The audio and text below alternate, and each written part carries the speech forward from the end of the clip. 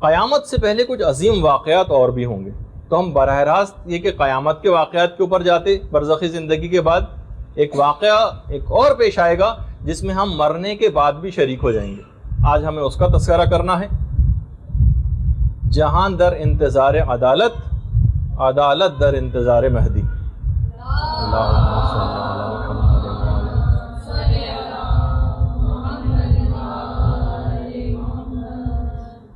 دنیا کو ہے جس مہدی برحق کی ضرورت، ہے جس کی نگاہ زلزلہ عالم افکار. علامہ اقبال بھی کہہ کے گئے. اور کبھی جس کو لوگ کسی اور طور پر سمجھتے ہیں، وہ خود امام ہی کے لیے وہ شعر ہے کہ کبھی ہے حقیقت منتظر نظر آ لباس مجاز میں، کہ ہزاروں سجدے تڑپ رہے ہیں میری جبین نیاز میں. امام زمانہ کے لیے شعر کہا علامہ اقبال نے. زمانہ بہت تیزی کے ساتھ امام کے ظہور کبریٰ کی طرف بڑھ رہا ہے. اکثر علماء کے نزدیک تو امام کا ظہور صغریٰ ہو چکا ہے اور امام کچھ لوگوں کے لیے ظاہر ہو چکے ہیں، اور جس کی ہم تفصیل میں تو ابھی نہیں جائیں گے. دیکھیے بعض اوقات ایسا ہوتا تھا کہ ایک زمانہ تھا کہ 50 سال 60 سال 70 سال گزر جاتے تھے اور امام زمانہ کے ظہور کی کوئی ایک مشکل سے نشانی پوری ہوتی تھی. پچھلے 6 ماہ سے 8 ماہ کے عرصے میں ظہور کی 70 سے زائد نشانیاں پوری ہوئیں. اس پچھلے جن علماء نے کام کیا اس موضوع پر، وہ فرماتے ہیں اس پچھلے 6 سے 8 مہینے کے اندر 70 سے زائد نشانیاں پوری ہوئی ہیں ظہور کی. لیکن علماء کا یہ کہنا کہ اگر ہم ان نشانیوں کو ہی بتانے بیٹھیں تو عام طور پر اس ایک زمانے میں بہت بتائی بھی گئی ہیں اور بتائی جانی بھی چاہیے، کوئی ایسی برائی کی بات تو نہیں. البتہ کچھ علماء کا یہ بھی کہنا ہے کہ لوگوں کو فقط نشانیاں اور علامتیں بتاتے رہنا یہ گویا ان کو زہر دینے کے مترادف. لوگ بیٹھتے ہیں کاغذ اور قلم لے کے کہ ابھی تو فلاں فلاں نشانیاں پوری ہونے باقی ہیں، لیکن اب تو جو بن رہی ہے شاید ہی سوائے چند ایک حتمی علامات کے تقریباً ساری علامتیں پوری ہو چکی ہیں. صرف 6-7 حتمی علامتیں باقی رہ گئی ہیں جو ظہور سے کچھ ہی عرصے پہلے ظاہر ہوں گی، ابھی جن کا تذکرہ ہم کرنے بھی والے ہیں. تو علماء کہتے ہیں کہ زہر دینے کے مترادف ہے اس بات کو، لوگوں کو علامتیں بتانا. لوگ یہ سوچتے ہیں کہ ابھی تو امام کے آنے میں بہت ٹائم، اور غفلت کا شکار ہو جاتے ہیں. اور جو شخص یہ سمجھ کے بیٹھے کہ نہیں امام کے ظہور کی علامتیں پوری ہو چکی، امام کبھی بھی ظہور کر سکتے ہیں، اور وہ ہر وقت تیار ہو کے اس کو بیٹھنا چاہیے. امام کے ظہور کے سلسلے میں تیاری کیا کریں یہ ہمارا موضوع نہیں، کتنا اہم موضوع ہے، لیکن کیونکہ ہمیں براہ راست اس پہ گفتگو نہیں کرنا بلکہ کچھ حالات کا تذکرہ کرنا ہے جو برزخی زندگی میں ہمارے ساتھ بھی پیش آئیں گے. اور اگر ہمارا انتقال ہو گیا اور امام کا ظہور بعد میں ہوا اور پھر اس کے بعد ایک پورا ایک طویل دورانیہ ہوگا قیامت سے پہلے، اور اس کے کچھ واقعات کا تذکرہ کرنا مقصود ہے. البتہ صرف ایک بات کا ہم تذکرہ کریں گے کہ آج کل کے دور میں ہم کیا کریں. امام نے جو شیخ مفید کو ایک خط لکھا تھا اس میں یہ جملہ استعمال کیا تھا کہ اب ہر شخص پر یہ فرض ہے اور واجب ہے کہ تمام ان اعمال کو اختیار کرے. امام دیکھیے ذمہ داری بتا رہے ہیں، ہر شخص پر یہ فرض اور واجب ہے کہ ان تمام اعمال کو اختیار کریں جو ہماری محبت سے ان کو قریب کریں، اور تمام ان چیزوں سے اجتناب کریں جو ہماری ناراضگی اور غضب کا سبب بنے. ہمارا ظہور اچانک ہوگا، امام کے جملے، توبہ کا اس وقت کوئی امکان نہ ہوگا اور کوئی ندامت تم کو فائدہ نہ دے گی. تو بہرحال جب مراجع سے پوچھا گیا، آیت اللہ بہجت سے پوچھا گیا، آیت اللہ سیستانی سے پوچھا گیا، ریٹن فتاوے کہ ہم ان کی غیبت میں کیا کریں، سب مراجع نے کہا کہ واجبات و حرام پر سختی کے ساتھ کاربند ہو جائیے، گناہوں کو مکمل طور پر چھوڑیے اور واجبات کے اوپر مکمل طور پر عمل کرنا شروع کر دیں. یہ آج کل کے دور کی سب سے بڑی ذمہ داری ہے. امام کے بارے میں چند ایک باتیں بیان کر کے تھوڑا سا امام کا، کیونکہ اتنا تفصیلی موضوع ہے اور ایک میں ہم کیسے اس کو مکمل کریں گے، میں صرف چند ایک مختصر طور پر امام کی بات بیان کرتے ہوئے اور پھر ان واقعات کی طرف آ جاؤں گا جو برزخی زندگی میں پیش آئیں گے ہمارے مرنے کے بعد، اور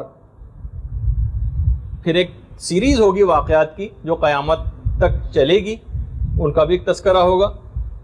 تو دیکھیے سب سے پہلی بات تو یہ ہے کہ اب میں جو بات بیان کرنے جا رہا ہوں اس کا اطلاق فی الحال نہیں ہوگا آپ لوگوں کے پاس، کہ امام کے سلسلے میں ایک حکم یہ ہے کہ جب بھی کبھی امام کا نام لیا جاتا ہے تو علماء نے کہا کہ اس وقت ادب اور اس کا تقاضا یہ ہے احترام کا کہ امام کا نام سنتے ہی کھڑے ہو جائے. اچھا اس چیز کا رواج خود ائمہ معصومین نے خود اس چیز کو رواج دیا تھا. 8ویں امام کے سامنے جب اللہم صلی علی محمد و علی محمد، جب حضرت قائم کا تذکرہ آیا تو امام کھڑے ہو گئے، اپنے ہاتھ کو سر پر رکھا اور کہا اللہم عجل فرجہ وسہل مخرجہ، پروردگار ان کا ظہور جلد فرما اور ان کے ظہور کو ہم پر آسان بھی فرما. آیت اللہ طالقانی نے ایک جملہ کہا ہے، فرماتے ہیں کہ یہ جو امام کا نام سن کر کھڑے ہو جانے کا جو حکم ہے یہ فقط احترام کے لیے نہیں ہے، فقط احترام کے لیے نہیں ہے، کیونکہ اس احترام میں تو تمام معصومین برابر کے شریک ہیں. اس میں تو پیغمبر اسلام بدرجہ اولا جو امام زمانہ سے بھی یقیناً افضل ہے وہ شریک ہے. تو ان کا نام سن کر لیکن یہ حکم نہیں، تو امام زمانہ کا نام سن کے کیوں کھڑا ہوا جائے؟ فرمایا کہ اس کے معنی یہ ہیں کہ گویا کھڑا ہونے والا شخص یہ اعلان کرتا ہے کہ امام آپ کے قیام میں ہر ممکن مدد کے لیے آمادہ ہوں، اور میں گویا یہ اعلان کر رہا ہوں کہ میں آپ کی نصرت کے لیے ہر ممکن طور پر تیار ہوں، اور خالی زبانی طور پر ہی نہیں، میں عملی طور پر بھی تمام اقدامات کرنے کو تیار ہوں. اپنے کھڑا ہو کے گویا وہ یہ اعلان کرتا ہے.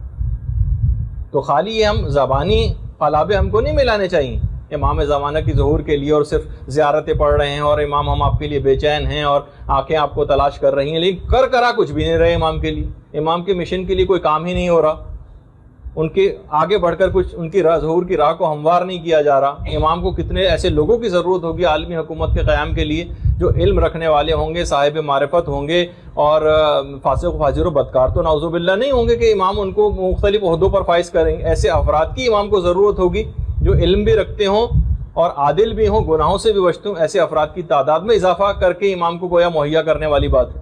یہ اسی وقت ممکن ہوگا کیونکہ علم اگر تقوی کوئی انسان حاصل کرنے کی کوشش کرے اور علم اس کے پاس نہ ہو تو وہ گمراہی کی طرف بہت آسانی کے ساتھ جا سکتا ہے. علم کو پھیلانا معاشرے کے اندر ایک بہت بڑی ضرورت ہے جو امام زمانہ کے ظہور کے اندر مددگار ثابت ہوگی.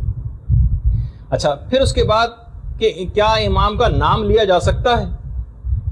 پہلے تو میں امام کا نام سب کو پتا ہے کہ پیغمبر اسلام کے ہم نام ہیں امام زمانہ. باقاعدہ مستدرک الوسائل میں جملہ روایت ہے کہ جو بھی قائم کے قیام سے پہلے ان کا نام لے گا گویا وہ ان کا منکر ہوگا.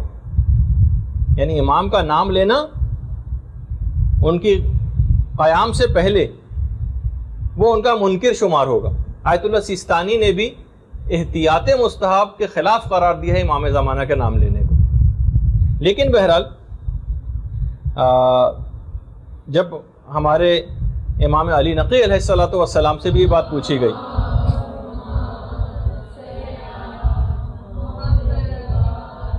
کہ مولا پھر اس کو کس نام سے ہم مخاطب کریں، تو فرمایا کہ تم انہیں حجت آل محمد کہہ دیا کرو. اور باقاعدہ امام کی خود اپنی ایک توقیع کے اندر جو مکتوب لکھے ہوئے آتے تھے امام کی طرف سے تحریری ہدایت نامے، اس میں یہ بات تھی کہ ملعون ہے وہ شخص جو لوگوں کی محفلوں میں ہمارا نام لیتا ہے. اچھا کچھ روایات میں اتنی سختی آئی ہے کہ امام کا نام نہ لیا جائے، کچھ روایتوں میں جواز کا تذکرہ بھی آیا ہے، یعنی جائز ہے امام کا نام لینا. اب اگر حرمت اور جواز کی روایتوں کو جمع کیا جائے تو نتیجہ علماء نے نکالا کہ مقام تقیہ میں امام کا نام لینا یہ جائز نہیں. شیخ حر عاملی نے وسائل الشیعہ کے اندر فرماتے ہیں کہ اگر کیونکہ ہمارا دور اس طرح کا دور ہے کہ اس میں اب ویسا تقیہ نہیں رہا جیسے کہ پہلے زمانے میں ہوا کرتا تھا، تو اب امام کا نام لینے کی اجازت ہے. جب یہ تمام علماء موجودہ علماء کہتے ہیں امام کا نام آج کل کے دور میں لینے کی کوئی ممانعت نہیں ہے. اچھا پھر کیا امام کسی کو دکھائی دیتے ہیں؟ تو دیکھیے کبھی کبھار اگر ائمہ کی زندگی میں ملتا ہے اور خود پیغمبر اسلام کی زندگی میں بھی ملتا ہے کہ اکثر پیغمبر لوگوں کی نگاہوں سے غائب ہو جاتے تھے. شب معراج کا تو خیر واقعہ ہے کہ سامنے سے گزرتے چلے گئے اور ان کو پتہ نہ چلا. ظہور جو امام کا جب غیبت صغرا کا دور تھا اس وقت کچھ لوگوں کو امام کا مقام معلوم تھا کہ امام کہاں ہے. لیکن وہ امام کے جسم کو نہیں دیکھ پاتے تھے. کچھ روایتوں میں ہے کہ نہ مکان کا پتہ تھا اور نہ ان کے جسم کو کوئی دیکھ پاتا تھا. اور یہ جو ایک دماغ میں تصور ہے کہ جو نوابین اربعہ تھے, جو 4 امام کے جو نائبین گزرے ہیں, ان کو امام کی جگہ کا تو پتہ تھا کہ امام کی رہائش گاہ کہاں ہے, لیکن وہ بھی امام کو دیکھ نہیں پاتے تھے. امام زمانہ کے متعلق جب یہ بات ہے کہ امام پیدائش کے دن سے غیبت میں. اچھا, بعض اوقات دیکھیے یہ بھی ہوتا ہے, اور یہ جیسے کہ آج کل ہے بھی, کہ غیبت کبریٰ میں امام کا جسم بھی غائب ہے,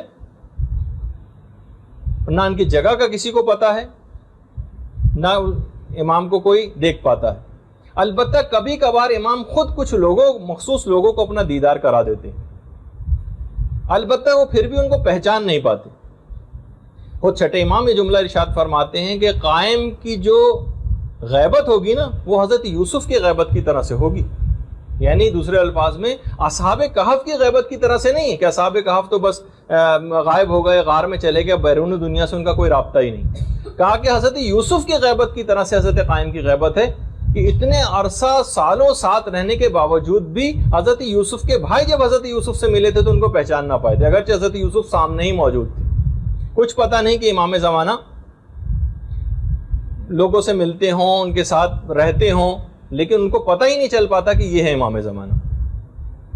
اچھا, اسی طریقے سے البتہ بہت سے آج کل گمراہ لوگ اس بات کا دعویٰ کرنے لگے ہیں, اور یہ دعویٰ کرنے والے بہت بڑھتے چلے جا رہے ہیں. کتنے ایسے افراد سے تو میں ذاتی طور پہ ملا ہوں جو اس بات کا دعویٰ کر رہے ہیں کہ ہماری امام زمانہ سے ملاقات ہوتی ہے, ہمیں دکھائی دیتے ہیں, ہم سے ملتے ہیں وغیرہ وغیرہ.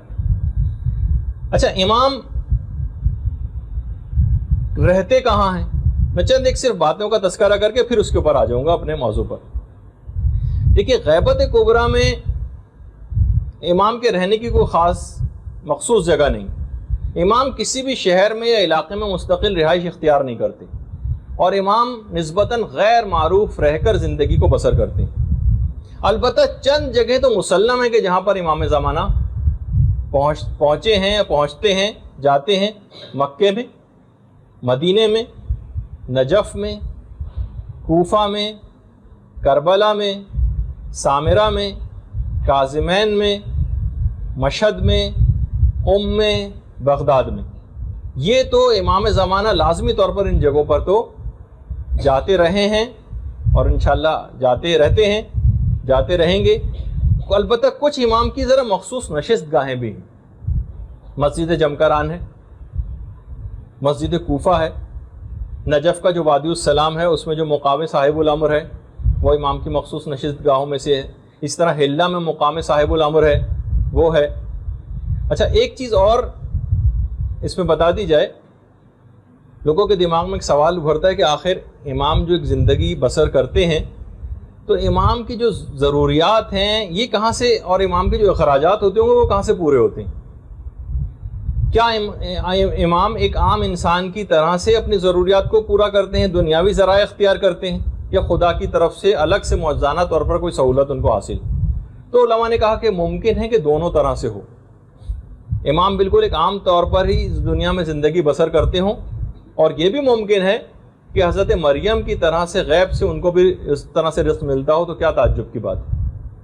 البتہ امام کی رہائش گاہ کے متعلق جزیرے خضرہ والی روایت جو ہے, جس کو لوگ آج کل برمودا ٹرائنگل کو قرار دیتے ہیں, وہ بالکل ایک افسانہ اور من گھڑت چیز ہے. تمام علماء نے لکھا کہ یہ بالکل افسانہ ہے, اور جزیرے خضرہ والی جو روایت ہے وہ سند اور متن کے لحاظ سے بالکل ہی قابل اعتنا نہیں. اچھا, پھر ایک سوال ہے کہ کیا امام کے بیوی اور بچے ہیں؟ اچھا, کچھ روایات ایسی ہیں کہ جس سے یہ پتہ چلتا ہے کہ امام عائلی زندگی گزار رہے ہیں, لیکن اور اس میں یہ بھی ہے کہ امام کے بیوی اور بچے ہیں, لیکن جو صحیح ترین روایات ہیں اس میں یہ ہے کہ امام کی کوئی اولاد نہیں ہے, اور اگر ہے بھی بالفرض اگر ہو بھی تو بھی خود امام کی ان اولادوں کو بھی یہ بات پتہ نہیں کہ ہم امام کی اولاد ہیں, کیونکہ طول عمر امام زمانہ کا معجزہ ہے, ان کی اولاد کا معجزہ نہیں. ان کے ازواج اگر ان کی زوجہ کوئی ہوں ان کا معجزہ نہیں. تو بہرحال کچھ علماء کا یہ بھی کہنا ہے, کہا کہ زیادہ تر جو صحیح ترین روایت ہے کہ امام کے ہاں کوئی اولاد نہیں. اچھا، کچھ روایتوں میں یہ پتہ چلتا ہے کہ ان کے ہاں اولاد ہے، بلکہ ایک کتاب لکھی بھی گئی ہے امام زمانہ کے بیٹوں کے حالات پر، میرے پاس بھی فارسی میں ہے۔ البتہ یہ کہ بہرحال علماء نے کہا کہ جو روایات اس سلسلے میں ہیں وہ اتنی صحیح نہیں ہیں، کہ کوئی صحیح ترین اوتھینٹک روایات کے اندر امام کی اولادوں کا کوئی تذکرہ نہیں۔ شیخ طوسی نے کتاب الغیبت میں مفضل ابن عمر سے چھٹے امام سے روایت ایک نقل کی۔ امام فرماتے ہیں کہ امام زمانہ کی رہائش کا نہ ان کے فرزندوں کو کوئی علم ہے اور نہ کسی اور کو۔ اس سے تو یہ پتہ چلتا ہے کہ امام کے فرزند بھی ہیں۔ لیکن چھٹے امامی کی ایک اور روایت ہے، امام فرماتے ہیں کہ امام وہ ہوتا ہے جس کا کوئی بیٹا ہو، سوائے اس کے کہ جس کے بعد امام حسین اپنی قبر سے تشریف لے کر آئیں گے، زمان رجت کی طرف اشارہ ہے، بس اس کے ہاں کوئی بیٹا نہیں ہوگا، یعنی اس کے ہاں کوئی اولاد نہیں ہوگی۔ روایت میں تو خیر بیٹے کا لفظ ہے، لیکن عام طور پر اولاد کے معنوں میں بھی استعمال ہوتا ہے کہ ہر امام کا کوئی بیٹا ہوتا ہے، سوائے اس کے کہ جس کے لیے ہمارے جد قبر سے اٹھ کر تشریف لائیں گے، بس اس کے ہاں کوئی بیٹا نہیں ہوگا۔ جب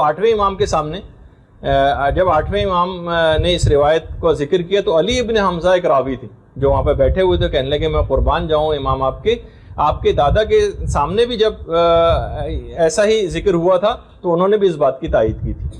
تو بہرحال خیر اس تحقیق کے اندر جانے کی کوئی ضرورت بھی نہیں ہے، لیکن ہم نے ایک ویسے ہی ذکر کر دیا کہ مختلف تاکہ تھوڑا سا ایک تعارف امام کا آ جائے۔ ہاں، زوجہ کے متعلق بھی کسی روایت کے اندر اس بات کا تذکرہ نہیں ہے کہ امام کی کوئی، اگر ہوں بھی تو ہمارے علم میں کم سے کم نہیں۔ اولادوں کے سلسلے میں ایک تھوڑی سی بحث آئی بھی ہے، زوجہ کے سلسلے میں، کیونکہ وہی میں نے کہا کہ زوجہ کا یا کسی طول عمر کا معجزہ یہ امام زمانہ سے مخصوص ہے، ان کے کسی اور رشتہ دار سے مخصوص نہیں۔ تو اچھا، پھر ایک سوال اور ہوتا ہے، کیا امام کو خود اپنے ظہور کے حتمی وقت کا علم ہے؟ تو روایات سے یہ بات پتہ چلتی ہے کہ امام کو بھی اپنے ظہور کا علم نہیں۔ اور چھٹے امام یہ بیان فرماتے ہیں کہ خدا جب انہیں ظہور کرنا ہوگا تو خدا ان کو ظہور کا الہام کرے گا۔ امام کو جبھی امام کا ایک لقب منتظر بھی ہے، یعنی وہ خود بھی انتظار کر رہے ہیں اپنے ظہور کا۔ اچھا، ایک اور روایت ہے جو چھٹے امامی سے ہے کہ پیغمبر اسلام کی جب رحلت کا وقت قریب آیا تھا تو پیغمبر کو پروردگار کی طرف سے ایک مکتوب ملا تھا، ایک مکتوب نازل ہوا تھا اور کہا تھا کہ محمد یہ میری طرف سے تمہارے خاندان کے نجیب اور پسندیدہ افراد کے لیے۔ پیغمبر اسلام نے جبریل سے پوچھا کہ یہ نجیب افراد کون ہیں؟ تو کہا کہ یہ علی اور ان کی اولاد ہے۔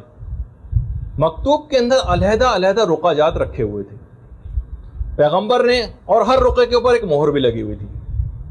پیغمبر نے مولا سے کہا کہ علی، اس میں سے جو مکتوب تمہارے لیے ہے اس کی تم مہر کو کھولو اور خدا کی طرف سے دی گئی ہدایات کے اوپر عمل کرو۔ اسی طریقے سے ہر امام کے دور میں وہ رقعجات سیلڈ اینویلپ جس کو ہم کہیں اپنے زبان میں، ہدایات کو لکھے ہوئے ہر اماموں تک منتقل ہوتے رہے اور ہر امام نے اس کی مہر کو کھول کر اور اس کے اندر جو لکھی ہوئی ہدایات کے اوپر عمل کیا۔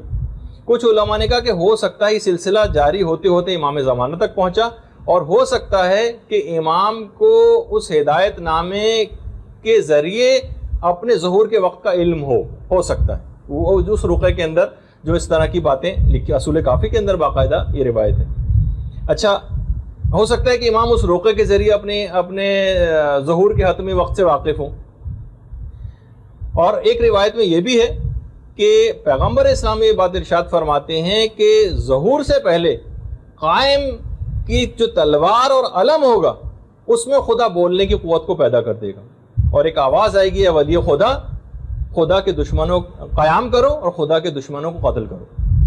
کافی میں بھی ہے، بہار میں بھی یہ روایات ہیں۔ اچھا، اب ایک سوال یہ ہوتا ہے کہ اتنا عرصہ ہو گیا امام نے ظہور اب تک کیوں نہ کیا؟ تو دیکھیے، ہر انقلاب کے کچھ خارجی اور داخلی عوامل ہوتے ہیں۔ اب آپ خود دیکھتی ہیں کہ جب تک ان اہداف، ان عوامل کو حاصل نہیں کیا جائے گا، جب تک کوئی بھی انقلاب بیکار ہوتا ہے، جب تک کہ مخصوص چیزوں حاصل نہ کر لیا جائے۔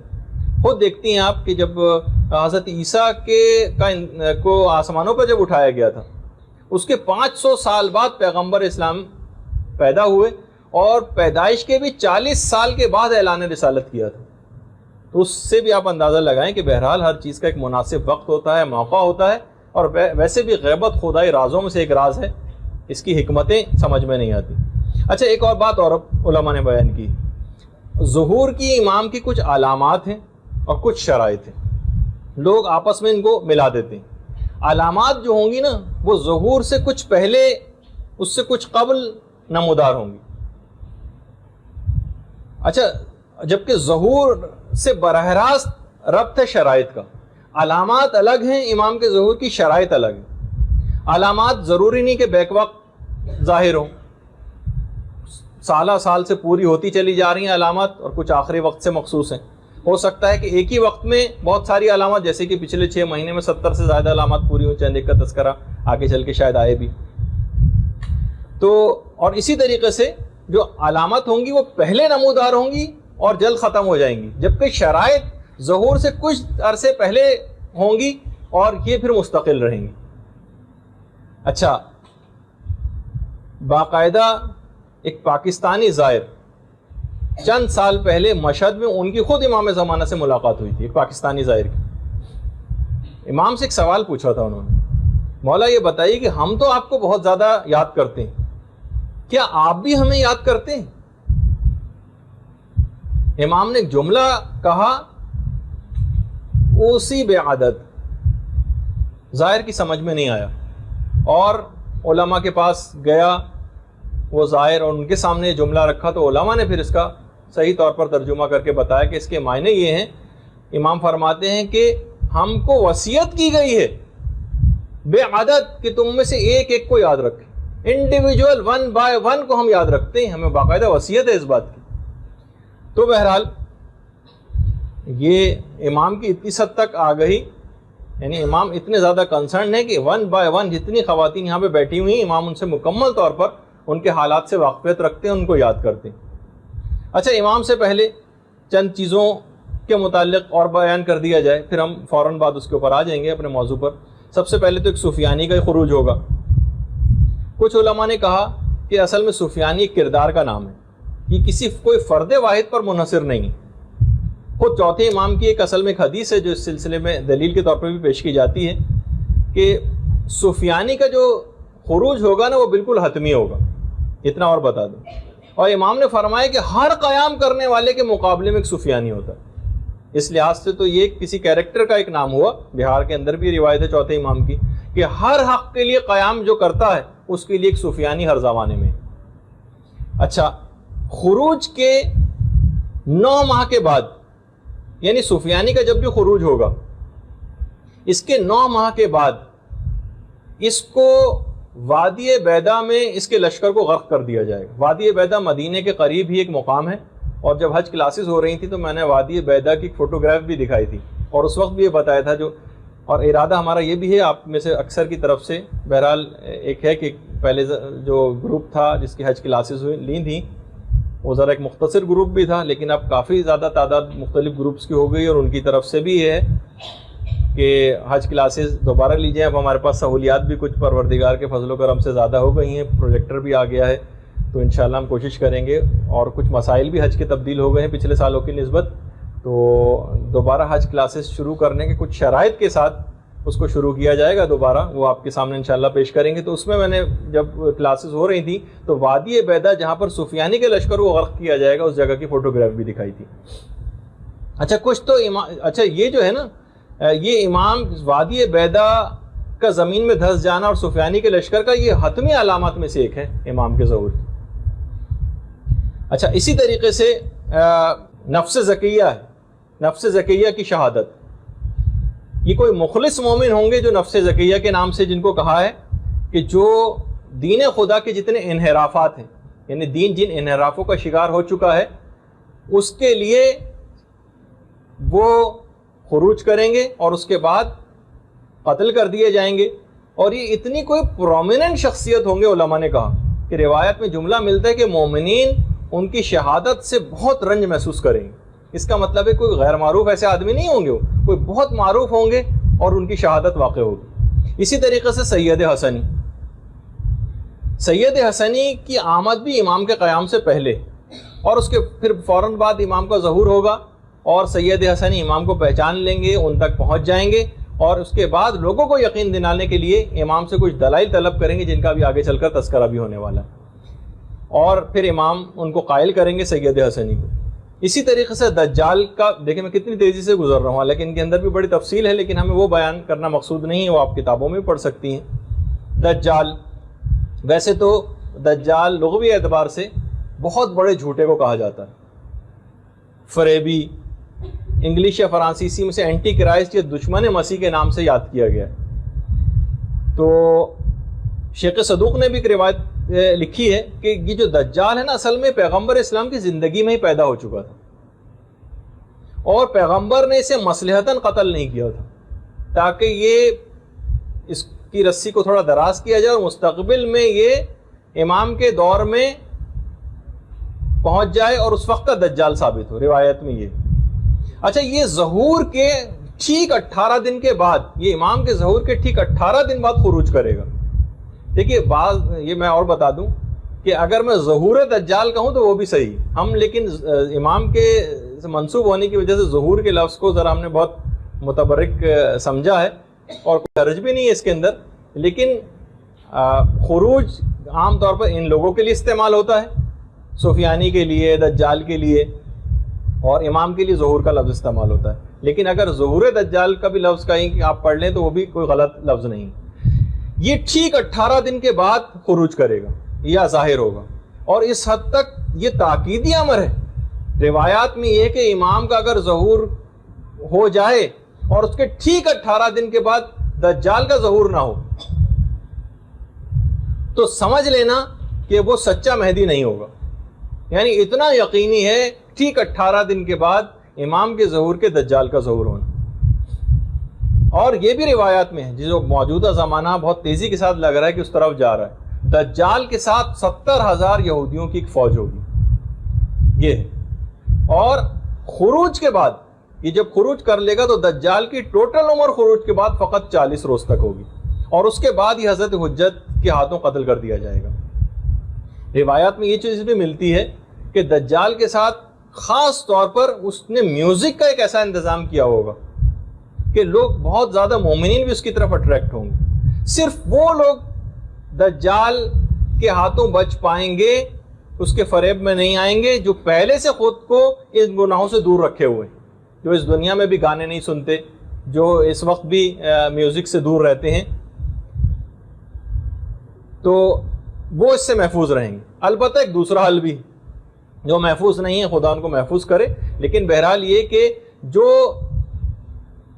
پھر بھی اس میں مبتلا ہیں اور دجال کا بھی آ جائے تو یہ صرف دیکھیے علم کے ذریعے بات پتہ چلے گی، خالی یہ اس کو بھی پھیلایا جائے کہ جس وقت دجال ظہور خروج کرے گا تو جو بھی اس کے شر سے بچنا چاہے گا اس کے لیے روایت میں ایک ہے کہ وہ دجال کی طرف یا تو نگاہ ہی نہ کرے، یا اگر نگاہ کر بھی دے تو سورہ الحمد کا ورد کرنا شروع کر دے، وہ دجال کے فتنے سے بچ جائے گا، یا سورہ الحمد کا ورد کرتے ہوئے دجال کے اوپر جف کرے، تھوک دے، تو وہ بھی اس سے بچ جائے گا۔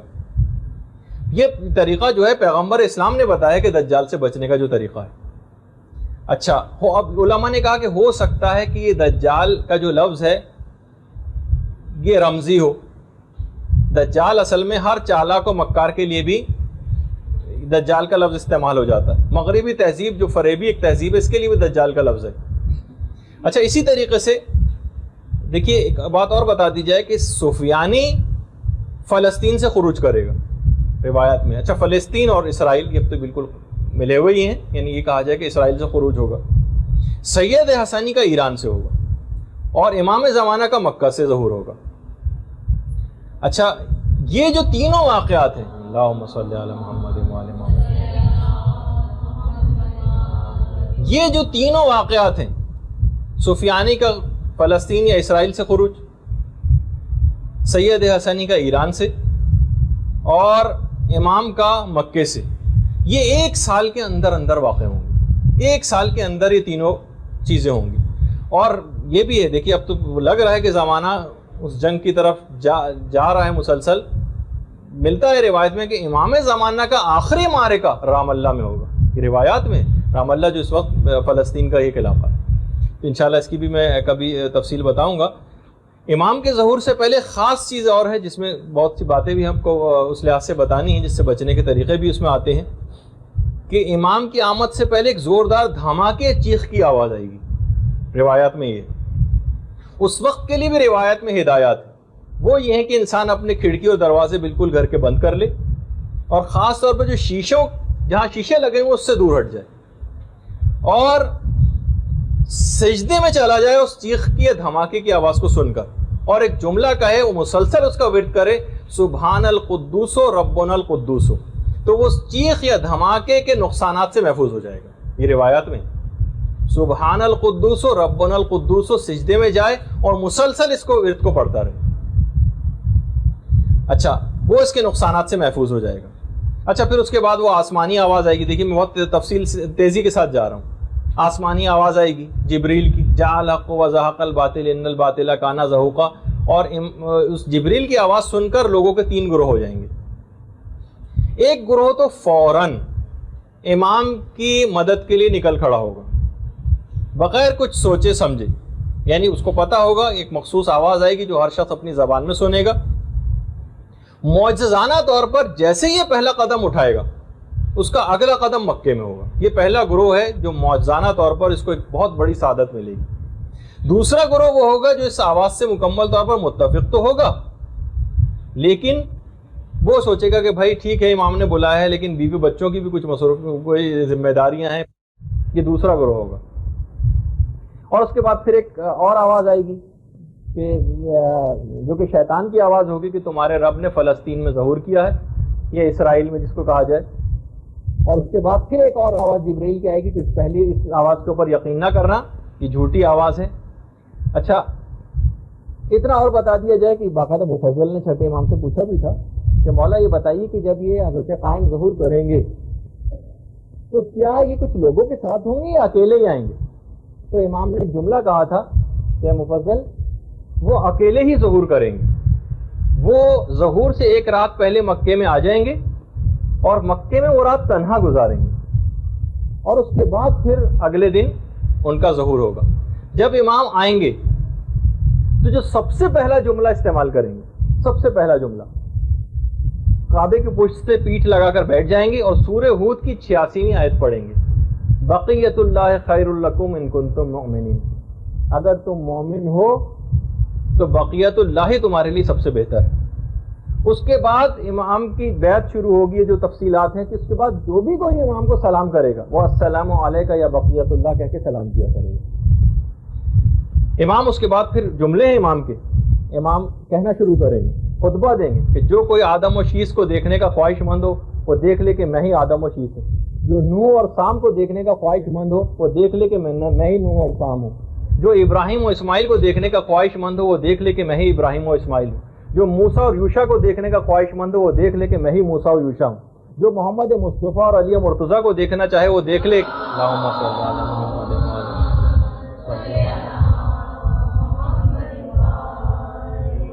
وہ دیکھ لے کہ میں ہی محمد مصطفیٰ علی مرتضیٰ ہوں. جو حسن و حسین کو دیکھنا چاہے وہ دیکھ لے کہ میں ہی حسن و حسین ہوں. جو اولاد حسین کے ائمہ کو دیکھنے کا خواہش مند ہو تو دیکھ لے وہ دیکھ لے کہ میں ہی اس نسل پاک کے معصومین کا خلاصہ ہوں.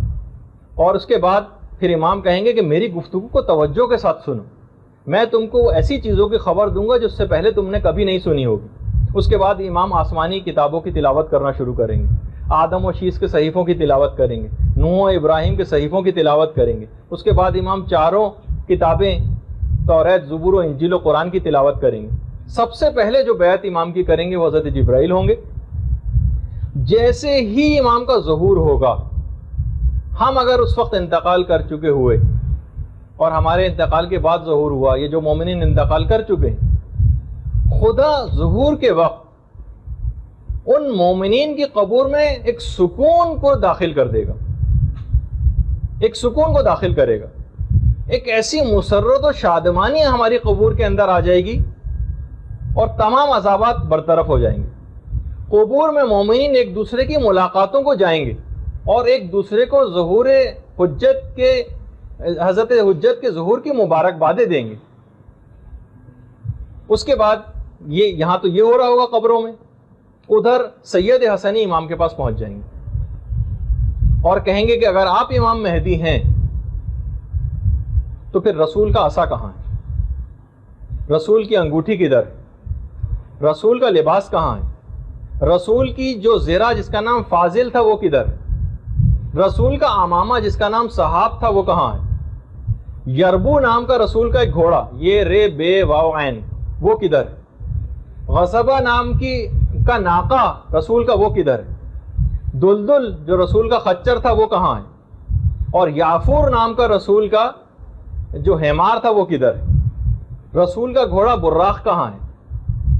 اور علی کے ہاتھ کا جمع ہوا قرآن کدھر ہے؟ امام سارے ثبوت سید حسنی کے سامنے پیش کر دیں گے۔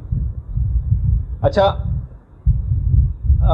امام اس وقت عصائے رسول کو زمین پر ماریں گے، دیکھیے میں تیزی کے ساتھ جا رہا ہوں اس میں، اور اس میں سے ایک پودا نمودار ہوگا جو دیکھتے ہی دیکھتے ایک پھلدار درخت میں تبدیل ہو جائے گا۔ پھر اس کے بعد رسول اللہ کا جو علم ہے، جو جنگ بدر میں بھی تھا اور اس کے بعد جنگ جمل 2 دفعہ وہ علم کھلا ہے خالی، اس کے بعد امام اس علم کو پیش کریں گے اور کہیں گے تم اپنا تعارف کراؤ۔ اب علم اپنا تعارف کرانا شروع کرے گا، میں رسول کے حقیقی اور سچے جانشین کے ہاتھ میں ہوں۔ اس کے بعد امام ذوالفقار کو پیش کریں گے، ذوالفقار سے بھی آواز ہے کہ میں اس کے سچے جانشین کے ہاتھ میں ہوں۔ پھر اس کے بعد روایت میں ہے کہ ایک روایت میں کہ امام مہدی یہ کام کریں گے، ایک میں ہے کہ سید حسنی یہ کام کریں گے کہ عصائے موسیٰ کو اٹھا کر زمین پہ ماریں گے اور اسی وقت 12 چشمے پھوٹ پڑیں گے۔ ان 12 چشموں کی بھی خاص وجہ ہوگی کہ اس وقت اعلان بھی کر دیا جائے گا کہ جو شخص بھی امام کے ظہور کے بعد امام کے پاس پہنچنے والا ہوگا اس سے کہا جائے گا کھانے اور پینے کا کوئی سامان لانے کی ضرورت نہیں ہے، عصائے موسیٰ کے ذریعے جو چشمے پھوٹیں گے اور کھانے لوگ سیراب بھی اسی سے ہوں گے اور اپنی غذائی ضروریات بھی اس سے پوری کریں گے، ایک پوری تفصیل ہے روایت میں۔ اس کے بعد انگشتری سلیمان امام وہ پیش کریں گے کہ جب حضرت سلیمان کی وہ انگوٹھی جب حضرت سلیمان پہن لیتے تھے تو تمام پرندے اور جانور ان کے گرد جمع ہو جاتے، اپنے اپنے مسائل پیش کرتے تھے، ان کی زبان میں حضرت سلیمان ان کے جوابات دیتے تھے۔ امام بھی اسی چیز کو دہرائیں گے اور وہ انگوٹھی پہن لیں گے، پرندے سارے جمع ہو جائیں گے، امام ان کو ان کی زبان میں جواب دیں گے۔ اس کے بعد سید حسنی کہیں گے وہ رسول اللہ کی زرہ کہاں ہے جو ان کے صحیح اور سچے جانشین کے علاوہ کوئی اور نہیں پہن سکتا۔ امام وہ زرہ پیش کریں گے اور سید حسنی سے کہیں گے تم اس کو پہنو۔ سید حسنی لرز جائیں گے، نہیں میں اس زرہ کو نہیں پہن سکتا۔ امام اصرار کریں گے کہ نہیں تم پہنو اس کو، جب وہ پہنیں گے تو ان کے جسم پہ فٹ نہیں آئے گی۔ امام سید حسنی کی فوج کے سامنے اس وقت اس چیلنج کے طور پر اس زرہ کو پیش کریں گے، سب پہن کے فوجی پہن کے اس کو دیکھیں گے، لیکن کسی کے جسم کے اوپر وہ زرہ فٹ نہیں آئے گی، یہاں تک کہ امام پھر اس زرہ کو خود پہنیں گے اور ان کے جسم پر مکمل طور پر وہ زرہ فٹ ہو جائے گی۔ سید حسنی اپنی تمام تر فوج کے ساتھ اس وقت امام کی بیعت کر لیں گے۔ اچھا، اس وقت جب امام کی بیعت ہوگی تو اس وقت اور کون کون بیعت کے لیے آئے گا؟ کہا روایات میں ہے کہ 30,313 فرشتے بھی بیعت کے لیے اس وقت پہنچ جائیں گے۔ کچھ اس میں فرشتے وہ ہوں گے ان 30,313 میں سے جو حضرت نوح کی کشتی میں ان کے ساتھ تھے، کچھ فرشتے وہ ہوں گے جو حضرت ابراہیم کو جب آگ میں پھینکا جا رہا تھا اس وقت ان کے ساتھ تھے، کچھ وہ فرشتے ہوں گے جو حضرت موسیٰ کے ساتھ اس وقت تھے کہ جب حضرت موسیٰ کے لیے دریا کو پھاڑا جا رہا تھا، اور کچھ حضرت عیسیٰ کے ساتھ وہ فرشتے تھے کہ جب حضرت عیسیٰ کو آسمانوں پر بلند کیا جا رہا تھا، اور 4,000 فرشتے نشان زدہ ہوں گے، مارکڈ بالکل، اور 1,000 فرشتے اور ان کے ساتھ نازل ہوں گے۔ 313 فرشتے وہ ہوں گے جو جنگ بدر میں پیغمبر اسلام کی نصرت کے لیے نازل ہوئے تھے، اور 4,000 فرشتے وہ ہوں گے جو امام حسین کی مدد کے لیے کربلا میں تشریف لائے تھے، اور لیکن امام نے ان کو جنگ کی اجازت نہیں دی تھی اور وہ پھر واپس نہیں گئے تھے۔ یہ فرشتے اس کے بعد پھر واپس آسمانوں میں نہیں گئے۔ امام کی شہادت کے بعد ان کی قبر کے ارد گرد ہی گریہ کنا ہے، بال پریشان ہیں، غبار آلود ہیں، اور یہ قیامت تک ان کا ایک سربراہ ہے ان فرشتوں کا جس کا نام منصور ہے۔ یہ جو بھی زائر کربلا جاتا ہے یہ تمام فرشتے اس کے استقبال کے لیے جاتے ہیں۔ جب زائر وہاں سے ودا ہونے لگتا ہے کربلا سے، اس کو ودا کے لیے آتے ہیں۔ جب کوئی زائر بیمار ہو جاتا ہے تو اس کی عیادت کے لیے جاتے ہیں۔ اگر کوئی زائر انتقال کر جاتا ہے تو اس کی نماز جنازہ پڑھنے اور اس کے استغفار کے لیے آتے ہیں۔ یہ سب کے سب فرشتے آسمانوں میں واپس نہیں گئے تھے، اور یہ امام زمانہ کے ظہور کا انتظار کر رہے ہیں اور یہ آپ کی نصرت کریں گے ظہور کے بعد. اچھا اس کے بعد میں ابھی جیسے کہ 5ویں امام کی وہ روایت ہے جو ہم نے اس سے پہلے کھانے پینے کے سلسلے میں پیش کی. امام فرماتے ہیں کہ ندا آئے گی کہ تم میں سے کوئی بھی کھانا لانے کی زحمت کو نہ گوارا کرے. کہ امام کے پاس حضرت موسیٰ کا وہ پتھر ہے جس سے 12 چشمے پھوٹ پڑتے ہیں, اور حضرت قائم کا جب ظہور ہوگا تو اس پتھر سے جو چشمے پھوٹیں گے اسی سے لوگ اپنی پیاس کو بجھائیں گے اور اسی سے لوگ اپنی بھوک کو بھی ختم کریں گے. اچھا امام کے پاس جو اسلحہ ہوگا جس کے متعلق بہت زیادہ سوال پوچھے جاتے ہیں, بالکل جدید قسم کا اسلحہ ہوگا اور امام کی کئی طرح سے امداد ہوگی. خاص طور پر جو چھٹے امام نے کہا کہ ہمارے قائم کا جو روب و دبدبہ ہوگا نا وہ ایک ایسی دہشت اور روب ہوگا کہ جو لوگوں کے دلوں پہ خدا قائم کر دے گا. آج بھی ہم دیکھتے ہیں کہ حزب اللہ کا کیسا روب اور دبدبہ ہے, حالانکہ اتنی چھوٹی سی جماعت, لیکن اس کے باوجود امام کے متعلق ہے کہ ان کا ایک ایسا روب اور دبدبہ ہوگا. اور باقاعدہ خود مولا کی بھی حدیث ہے کہ ملائکہ, جنات اور مخلص مومنین کے ذریعے شیعوں اور مخلص شیعوں کے ذریعے امام مہدی کی مدد کی جائے گی. اور امام فرماتے ہیں کہ ان کا جو روب اور دبدبہ ہوگا وہ 1 ماہ پہلے اور 1 ماہ بعد تک حرکت کرتا رہے گا. یعنی امام کے لیے خاص طور پر اس طرح سے مدد کی جائے گی. امام جب وہ حکومت اپنی قائم کر لیں گے تو جو ایک کیپٹل ہوگا جو بالکل یقینی 100% ہے, وہ روایات میں ہے وہ کوفہ ہوگا. امام کوفے کو اپنا کیپٹل بنائیں گے. خود یہ چھٹے امام کی روایت ہے کہ کوفہ امام کا دارالخلافہ ہوگا.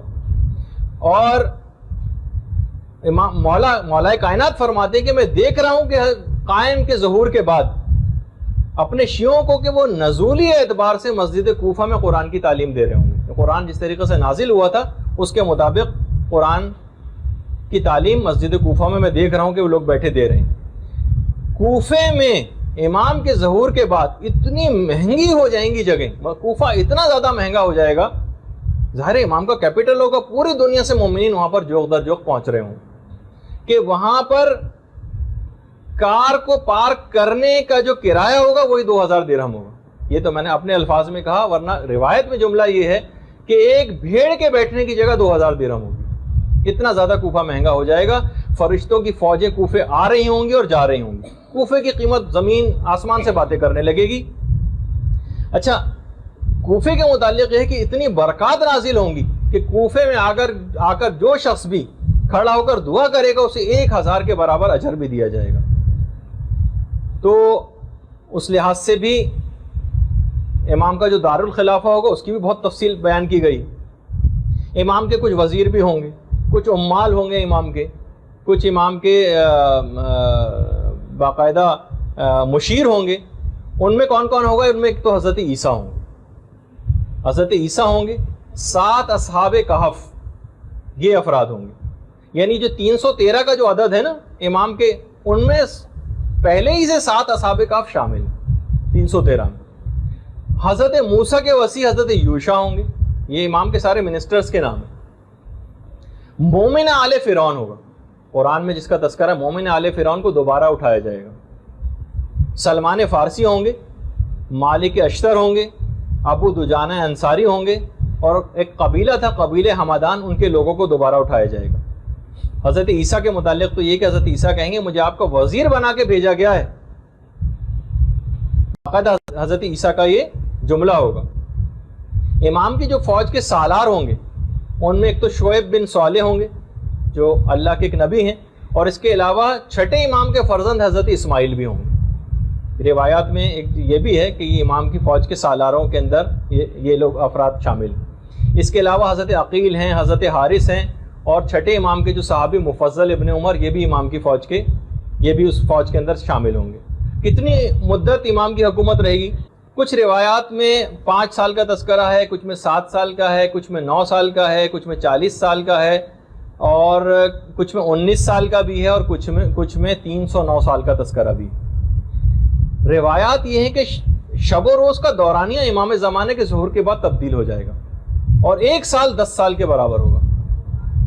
اور علماء نے کہا کہ یہ جو امام زمانہ کی جو دور حکومت کی جو مدت ہے اس میں جو اختلاف روایات ہے 5, 7, 9, 19, 40 اور 309 یہ اصل میں ہو سکتا، اس میں جمع بھی ممکن ہے. یعنی مقصد یہ ہے کہ ہو سکتا ہے کہ امام کو تشکیل حکومت کرتے کرتے 5, 7 یا 9 سال لگ جائیں، اور ہو سکتا ہے کہ امام 40 سال میں اپنے اقتدار کو مضبوط کریں، کیونکہ پوری دنیا میں اقتدار کو قائم کرنا ہے جس میں عرصہ درکار ہوگا.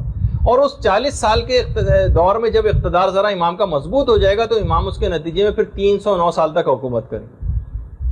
اور علماء نے کہا کہ کیونکہ پوری دنیا کے اوپر امام کی حکومت کو قائم ہونا ہے تو اس میں جو کم مدت کی روایات ہیں وہ ذرا غیر حقیقت پسندانہ محسوس ہوتی ہیں. امید یہی ہے کہ شاید اس کے نتیجے میں پھر 309 سال تک امام زمانہ کی حکومت رہے گی. پھر امام فرماتے ہیں، ابو بصیر سے روایت ہے چھٹے امام سے، کہ جب معاملات مہدی کے ہاتھ میں آ جائیں گے تو خدا پست زمین کو بلند کر دے گا اور زمین کے پست جو بلند حصے ہیں ان کو پست کر دے گا، یہاں تک کہ دنیا ایک ہتھیلی کی مانند ہو جائے گی. اگر امام نے کہا اگر ہتھیلی پہ تمہارے کوئی بال رکھا ہو تو کیا تم اس کو نہیں دیکھ سکتے؟ اس طرح سے لوگ اس کو دیکھیں گے. بہار الانوار کی 52ویں جلد کے اندر یہ روایت ہے. اور آج بھی باقاعدہ ویب سائٹ ہے گوگل ارتھ کے نام سے، آپ چاہیں تو اس حد تک سیٹلائٹ کے ذریعے جو کیمرے لگے ہوئے ہیں وہ اتنے سینسیٹیو ہے کہ آپ اپنے گھر تک کو لوکیٹ کر سکتی ہیں. تھوڑی سی ویب سائٹ پہ ان کی فیس پے کر دیجئے، اس حد تک لوکیٹ کر سکتے ہیں وہ کسی کو بھی، جو عام لوگوں کی دسترس میں کہ کسی بھی جگہ کو دیکھ لینا. یعنی جب عام لوگوں کی دسترس میں اتنی چیز ہے تو امام زمانہ کے دور میں کتنی زیادہ چیز ہوگی. آج لوگ اسی پر حیران ہیں کہ اسرائیل اتنی زیادہ سوفسٹیکیٹڈ، اس کے پاس سب آلات ہیں. وہ تو ان کو یہی حیرانگی ہوتی ہے کہ وہ اس جگہ کو مارک کرتے ہیں، وہاں پہ بمباری کرتے ہیں، پھر کیسے اسی جگہ سے راکٹ کیسے فائر ہوتا ہے سمجھ میں نہیں آتا. تو بہرحال تو امام فرماتے ہیں تو اس طرح سے زوم کر کے چیزوں کو دیکھا جا سکے گا. جیسے کہ روایات میں بھی امام نے کہا کہ دنیا ایک ہتھیلی کی مانند ہو جائے گی، زمین پہ ایک کنارے پہ رہنے والا شخص دوسرے کنارے کو دیکھ سکے گا. اس کے معنی وہی ہیں کہ کوئی ایسی چیزیں اور آلات ہو جائیں گے جو کہ آج ہم کو اس کے مظاہر نظر بھی آ رہے ہیں. آج جتنا مجھے بیان کرنا تھا اس میں سے میں تقریباً فقط 40% بیان کر سکا. والسلام علیکم ورحمۃ اللہ وبرکاتہ.